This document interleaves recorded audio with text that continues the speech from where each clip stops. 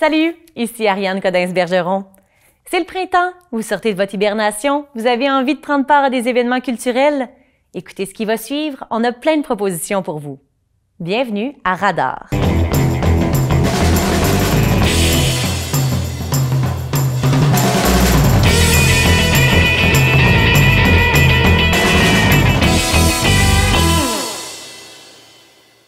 Commençons donc par les expositions. Du 25 mars au 23 avril, Atoll Art Actuel accueille Prémices de Sophie Perry. Prémices explore la constitution d'un imaginaire collectif relatif aux avancées scientifiques, nous incitant à percevoir nos propres attitudes comportementales face aux machines de plus en plus avancées qui occupent nos espaces de vie. Cette projection de valeurs anthropocentristes sur les machines soulève une série d'enjeux qui font écho à ceux vécus par les sociétés contemporaines. Le vernissage a lieu le vendredi 25 mars, de 17h à 19h. Ensuite, le Centre d'art Jacques et Michel Auger reçoit Les hauts et les bas de Catherine Bolduc. L'artiste a procédé à des impressions monotypes de textiles, dentelles, cordons, rubans, cheveux synthétiques, tressés et passementeries de toutes sortes, ancrés et déposés directement sur le lit de la presse. Ces impressions multiples présentent des formes et des textures qui se déplacent, se répètent d'une œuvre à l'autre. La démarche foisonnante de Catherine Bolduc suggère des univers à la fois séduisants et inquiétants qui se relient entre eux avec cohérence. L'exposition se déroulera du 7 avril au 7 mai au 150 rue Notre-Dame-Est à Victoriaville, du mercredi au vendredi de midi à 17h et le samedi de 13h à 17h et l'entrée est gratuite. De son côté, la Galerie d'art du Cégep se réjouit d'accueillir les œuvres d'Isabelle Saint-Laurent. C'est une exposition toute personnelle qu'elle présente sous les thèmes de la confiance, de la folie, de la méfiance et de la force.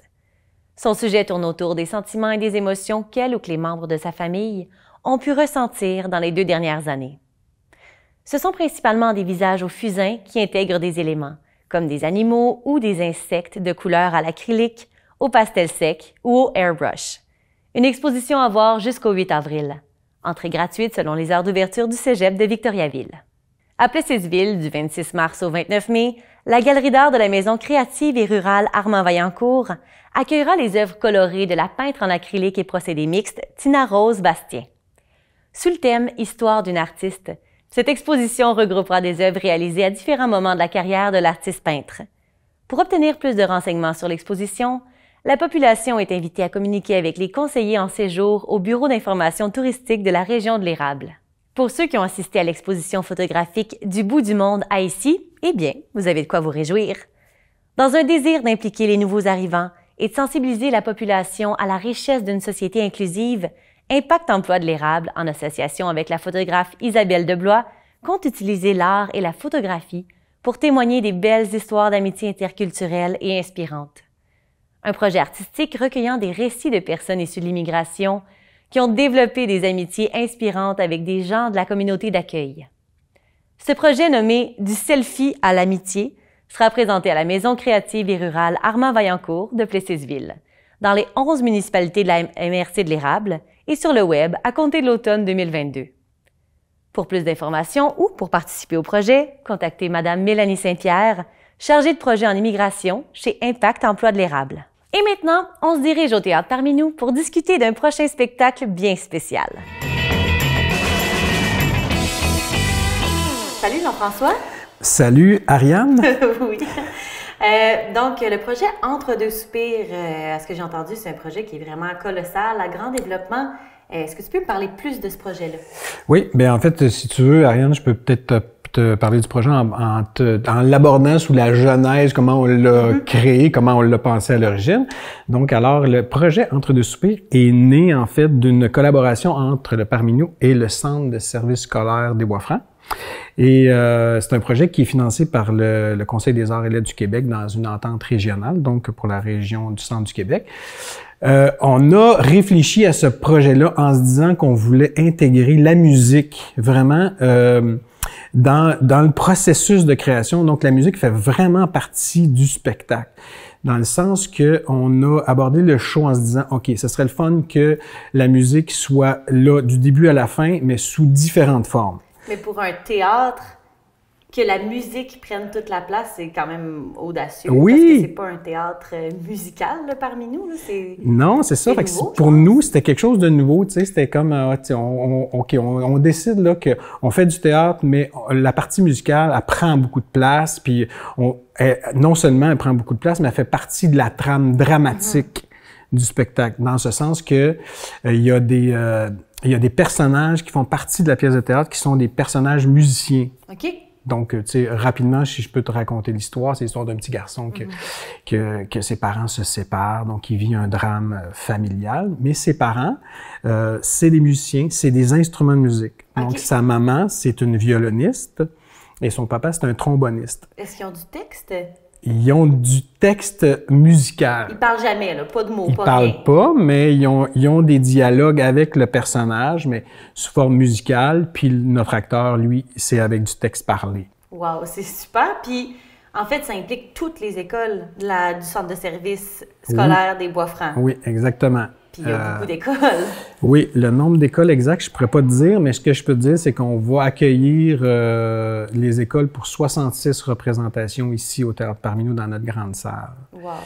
Donc ça, c'est très intéressant parce qu'on n'est pas habitué de jouer ici au parmi nous. Donc, c'est vraiment un beau projet. Puis aussi, au niveau, tu sais, étant donné qu'on peut jouer dans notre grande salle, mais on a la chance de pouvoir, tu sais, être installé dans la salle, puis de vraiment avoir un spectacle qui est...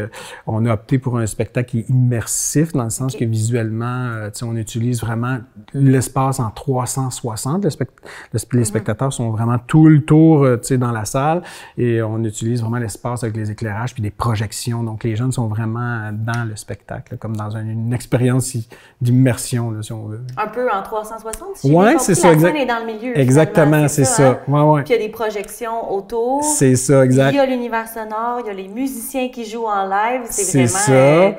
c'est éclaté comme oui, ça, quand c'est même. ça. Puis c'est quelque chose de nouveau, un peu parmi nous. Tu vois, c'est quelque chose c'est une nouvelle, quelque chose qu'on expérimente, là, si on peut dire. Parmi nous, c'est plus un théâtre de tournée. Exact. Vous êtes plus habitués à aller jouer dans les écoles, à apporter le matériel, mais là, c'est les écoles qui viennent exact, c'est ça. C'est ça, comme tu dis, on est un théâtre de tournée. Ouais. Nous, on joue partout au Québec, on a nos véhicules, puis on va chez les gens, tu sais, on joue dans les écoles, on joue dans les centres communautaires, dans toutes sortes de lieux, tu sais, parmi nous reconnu pour ça, être un théâtre de proximité chez les gens. Ouais. Et là, c'est un peu le contraire, là, on accueille, là, tu sais. Parce que d'habitude, est-ce que vous jouez beaucoup dans la région de Victo? Est-ce qu'il y a beaucoup d'écoles qui vous demandent ou...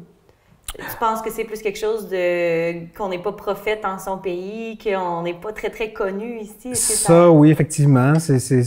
Parmi nous est connu parce qu'on a un beau bâtiment qui est dans la ville et tout ça que le monde voit, mais souvent, les gens nous disent, on reçoit beaucoup ces commentaires-là, on ne sait pas qu'est-ce qui se passe parmi nous, tout ça. Fait que, oui, effectivement. Là, c'est intéressant parce que les gens, ils peuvent venir, autant les jeunes, il y a des professeurs aussi. Fait que là, c'est le fun, ils peuvent voir vraiment ce qu'on fait.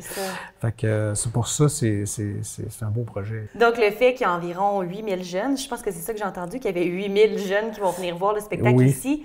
Est-ce qu'on peut penser que cette génération-là va connaître le parmi nous, donc que c'est bien pour la suite, pour être connu dans notre propre région? Ben oui, c'est vraiment...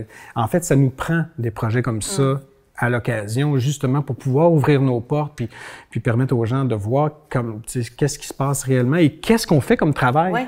Parce que c'est pas évident pour les gens de dire, bon, c'est quoi le théâtre parmi nous? On peut pas y aller, tu sais. Les gens ont l'impression des fois que c'est un peu comme le Carré 150. Pourquoi qu'on peut pas aller voir des shows? Mais tu sais, souvent, on dit, ben, tu sais, nous, ici, on est un centre de création. On crée nos spectacles ici pour après les diffuser partout dans la province. Donc, tu sais, c'est à quelque part, c'est un peu gros ce que je veux dire, mais on est comme une usine à spectacle, tu sais. Donc, tu sais, on n'a pas accès nécessairement aux entreprises où les choses sont créées nécessairement, tu sais. Oui, je comprends l'analogie. Ouais, tu sais, c'est ça. Fait que, mais là, au moins, ça permet ça, puis ça permet aux jeunes, justement, de voir, ils vont s'en souvenir, les jeunes. Ben, j'espère. Tu sais, ils vont dire, ah oui, moi, le parmi nous, j'ai déjà été, puis je sais c'est quoi qu'ils font, tu sais.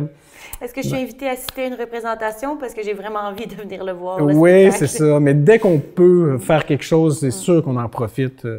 Puis on souhaite ça, mais en même temps, c'est pas nécessairement la mission du parmi nous de créer des shows et de les présenter ici. Non, c'est ça. C'est plus d'aller rejoindre les gens, d'être un théâtre social. Exactement. Ben merci beaucoup Jean-François. Écoute, j'espère que je vais pouvoir voir ce spectacle-là. Ben, je te le souhaite. Écoute, Ariane, je t'invite. Oh, merci, tu viens quand tu veux. Écoute, tu me donnes tes disponibilités, puis je te fais une place. Cet après-midi. Cet après-midi. Merci. C'est un spectacle très intéressant liant l'émotion et la musique. Parlant de musique, 2 concerts sont à l'affiche à la Maison musicale de Warwick. D'abord, le 3 avril à 14h30, c'est un concert classique intitulé L'Alto romantique qui est prévu. En compagnie de la pianiste Irina Krasianskaya, Elvira Misbakova vous propose un récital qui illustre la richesse du répertoire de son instrument chez les compositeurs russes et virtuoses romantiques. Ce projet spécial a été créé à la jonction de la poésie et de la musique. La fille d'Elvira Misbakova, Alina Ishmuratov, a toujours été passionnée de la poésie et a rejoint le concert avec grand enthousiasme. Entre les prestations musicales d'Elvira et d'Irina, elle offrira des extraits de la poésie de grands classiques de contemporains et de quelques-uns de ses poèmes. Ensuite, le 9 avril à 20h, Karen Young, Sylvain Provost et Normand Guilbeault vous offriront une incursion dans le swing, la musique qui a fait danser la jeunesse pendant une trentaine d'années avant l'arrivée du rock and roll.